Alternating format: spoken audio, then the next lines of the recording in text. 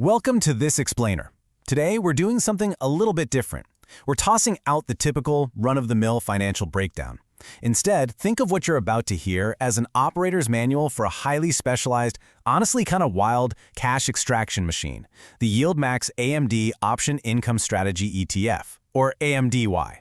If you've been looking at the modern landscape of high-yield funds, you've likely seen this ticker floating around. But understanding how to actually harness it without burning your portfolio down, well, that requires a completely different mindset. Now, a staggering historical annualized yield of 40 to 70%, yeah, that immediately captures your attention.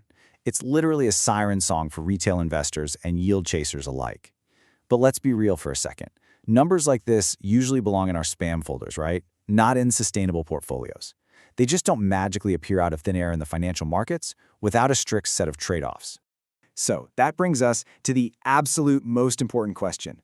How on earth is a yield this high mathematically possible? I really want to challenge you to look past that surface-level allure right now. As focused learners, we need to ask the critical engineering question about how this system actually sustains itself. What's the fuel and what's the exhaust? Because if we don't understand the underlying mechanics, we're essentially just blindly pushing buttons on a machine that could blow up in our faces. Here is our blueprint for today. 1. An extraction engine, not stock. 2. Mechanics of extreme yield. 3. The fatal NAV erosion trap. 4. The operator's manual, core rules. 5. Mitigating system and concentration risk. And finally, number 6, the optimal portfolio architecture. All right, let's jump right into Section 1, an extraction engine, not stock. There's a really stark contrast between how retail investors look at this and the professional blueprint. Amateurs, well, they tend to blindly chase dividend yield and treat these funds as core holdings. They set their accounts to automatically reinvest dividends, that whole auto-drip thing, and they buy in when the market is surging. But the professional blueprint, it completely focuses on total return. Professionals use this as a supplemental engine, keeping it to roughly 20% of a setup. They employ strategic extraction rather than blind reinvestment, and they strictly wait to buy during 15 to 30% corrections. AMD is absolutely not a buy-and-forget stock that you just hold indefinitely. You can't just expect the arrow to go up and to the right forever. Instead, think of it as a mechanical component installed specifically to generate output. It's a highly specialized, high cash flow income vehicle designed for aggressive cash flow. You put capital in, and the engine aggressively pumps cash out. Moving on to Section 2, Mechanics of Extreme Yield. Let's pull back the casing a bit and examine the internal mechanics. This engine essentially runs on 3 main gears. First, the fund holds synthetic exposure to AMD, basically mimicking the stock's underlying movements. Second, it systematically sells call options against that position. Think of this like renting out the stock's future upside to someone else in exchange for a cash premium. And third, it takes those massive cash premiums and distributes them directly to investors. This covered call strategy is the absolute core operating logic you have to grasp. Mechanically, what's happening is the fund is systematically trading potential future upside for immediate massive cash generation. If the underlying AMD stock absolutely rockets up in value, your profits are capped because the fund traded that upside away to get you that high immediate yield. This mechanism pumps out income even when AMD is just moving sideways, but you are systematically sacrificing future growth to get it. Which brings us to Section 3, the fatal NAV erosion trap. So here's the catch. There's a strict thermodynamic balance at play here. The physics of covered calls dictate that your high yield comes at a direct cost, and that cost is your principal share price over time. On the pro side, sure, you get very high monthly payouts, income in sideways markets, and sometimes even less volatility than holding AMD outright. But on the con side, your upside is strictly capped during strong bull markets, and most importantly, you face a gradual NAV or share price decline over time. That high yield is coming directly out of your principal. Buying solely based on that massive yield gauge is the single biggest mistake investors make. You have to remember, total return equals your dividends plus your share price change.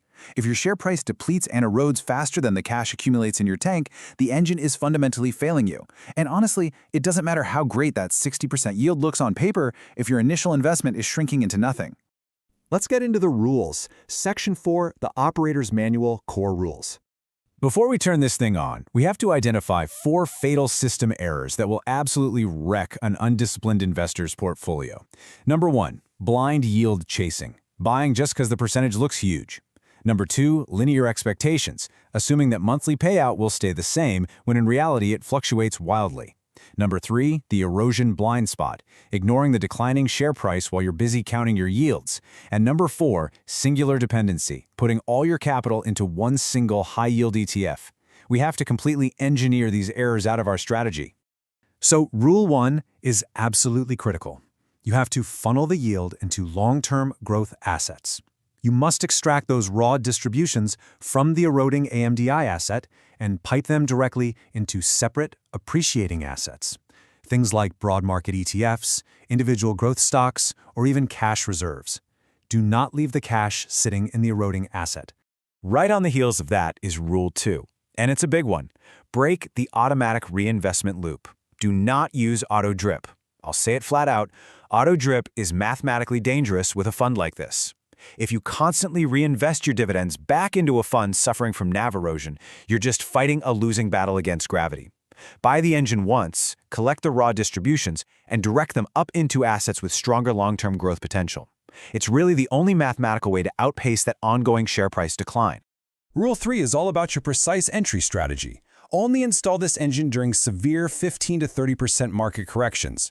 Please, whatever you do, avoid buying after sharp market surges. You have to be patient and wait for significant drawdowns in either AMD itself or the AMDY ETF before you gradually scale in.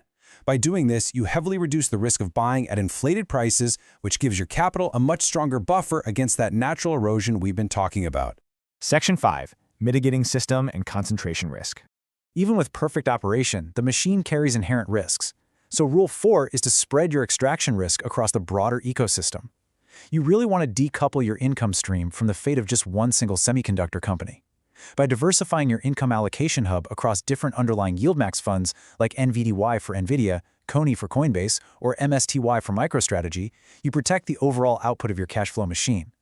If one sector takes a hit, the other engines in your hub just keep the overall system running smoothly. And Rule 5, ruthlessly rebalance. You have to audit your position and keep AMD under 20% of your total portfolio. That is the safe zone. If it creeps past that danger zone during your 6 to 12-month review cycle, you have to physically trim the excess to lock in its value by moving it into those diversified growth ETFs. Finally, Section 6, the optimal portfolio architecture. Let's zoom out and look at the big picture. Sustainable income has to be powered by strategic growth. The vast majority of a smart portfolio, we're talking 80%, remains strictly insulated. That's 50% in core growth and 30% in satellite growth. Only that final 20% is assigned to the aggressive AMDY income engine as a supplemental source. To put this into perspective, let's look at a complete $100,000 cash flow architecture. That 20% income engine is aggressively outputting cash, right? But that cash is then systematically looped back up to feed the core and satellite growth tiers. The core foundation remains totally insulated and focused on long-term capital appreciation, all while you safely harvest that aggressive income. So, I'm going to leave you with this final thought. Is your portfolio built to merely chase yield, or is it truly engineered for total return? Making the transition to a professional strategy means understanding the mechanics, accepting the strict trade-offs, and building systems that actually protect your wealth. Thanks for hanging out with me for this explainer. Keep learning, keep building, and stay focused.